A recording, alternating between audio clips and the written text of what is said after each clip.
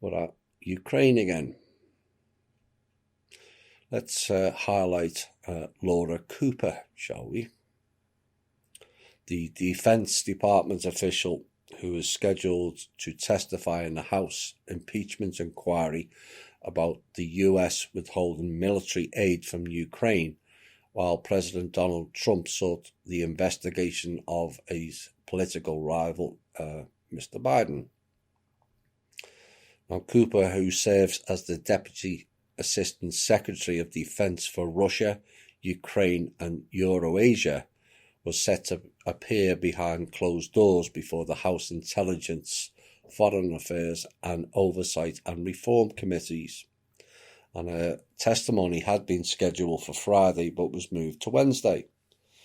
Now, the investigators want to ask Cooper, who oversees Ukraine policy, about why the administration withheld military aid at a time when Trump was urging UK President Mr. Zelensky to investigate former Vice President Joe Biden and his son Hunter. So Miss Cooper decides to step up from the DOD and give evidence. Funny that, isn't it? This is the same DOD who won't or never investigated on why their own department lost $2.3 trillion, as mentioned by Donald Trump on September the 10th, 2001, which, like the funds, was lost in another event which was to unfold the following day. But the real figure is not 2.3 trillion. The real figure is 23.5 trillion is missing from the DOD budget. All stolen off the American people. And we got to ask Miss Cooper, where is the inquiry into that? So let's look at Miss Cooper's record, or past, shall we? Served in the Department of Homeland Security, studies in the very private, exclusive, elite Georgetown Club in DC. People ought to do really find out what that is. And also the Carnegie Endowment for International Peace, which has a think tank group with centres in Washington, D.C., Moscow, Beirut, Beijing, Brussels and New Delhi. Carnegie Endowment for International Peace. Since when have the Carnegies or any other bloodline family been interested in peace?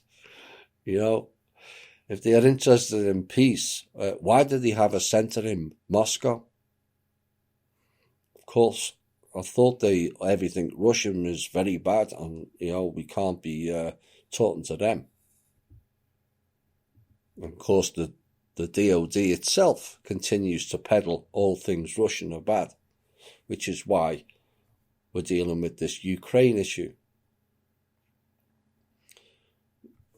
This Carnegie Institute is ranked the third most influential think tank in the world after Brookings Institute and Chatham House.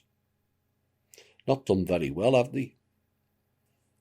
Seeing as the world is in such turmoil, and yes, I am being rhetorical, but these think tanks are not interested in peace, only division. That's the problem. Now, she described the Russian intervention in Ukraine as, quote, a brazen violation of international law. Really, Miss Cooper? Please learn some of our story, not his story. All those so-called Baltic countries belong to the Rus and Russia. Before your think tank groups played divide and conquer with them all. That's why I said earlier, Ukraine, former Soviet. That means it belongs to them. And we shouldn't be meddling in it. Now, during a 2018 visit to Ukraine, She noted that Congress had authorised money for military aid, and she said that one of my goals on this visit was to discuss with the government of Ukraine what its priority needs are for security assistance. So she herself is involved in Ukraine as well. Why is she not being impeached? What's the difference?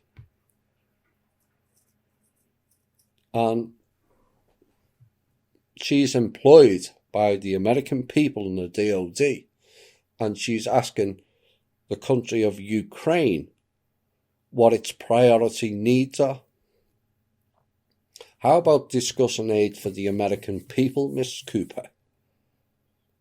You know, it is our money that you're giving away in billions of dollars, all under the banner of aid. But in reality world, aid is called bribery money. Bribe off the locals. And it's convenient to support Ukraine because their elements of them are anti-Russian. But why are we anti-Russian? Does anybody ask that question? When was the last time Russia attacked this country? Who was it that came with food and aid and medical assistance for the two civil wars? Wasn't Britain, was it? Or France, or Germany, or Spain. No, it was Russia. They won't tell you that in school history, will they? On a prior assignment in the DOD, she had been, quote, an Afghanistan team chief, stability operations office, responsible for stability and security, yet again, like Ukraine, security assistance. And in 2004, she noted that to achieve these objectives in Afghanistan, quote, the efforts had to be enduring with no end in sight, unquote. Oh dear, she's a freaking prophet as well. No end in sight? How would she know that? Well, of course, it won't have an end in sight, as these wars and these aid packages are money laundering projects. It's that simple. So let's investigate Ms. Cooper and the elements in the DOD, shall we, on behalf of the American people. She said the Ministry of Defence and the Afghan National Army need to be reformed and rebuilt to counter the resurgent Taliban, which are being funded and paid for by the same aid money. A police force was needed to combat crime, and the justice system had to be assisted to ensure the rule of law. Prisons had to be built, she said. The rule of law, Miss Cooper. The principle whereby all members of a society, including those in government, are considered equally subject to publicly disclosed legal codes and processes. Touche, Miss Cooper. Touche. Go Ogle has just trampled all over the alt media internet clowns and announced this week, it says, an advanced computer has achieved for the first time quantum supremacy. Oops. Surpassing the performance of conventional devices, it says, and the technology giant's Sycamore quantum processor was able to perform a specific task in 200 seconds that would take the world's best supercomputers 10,000 years to complete. So they think.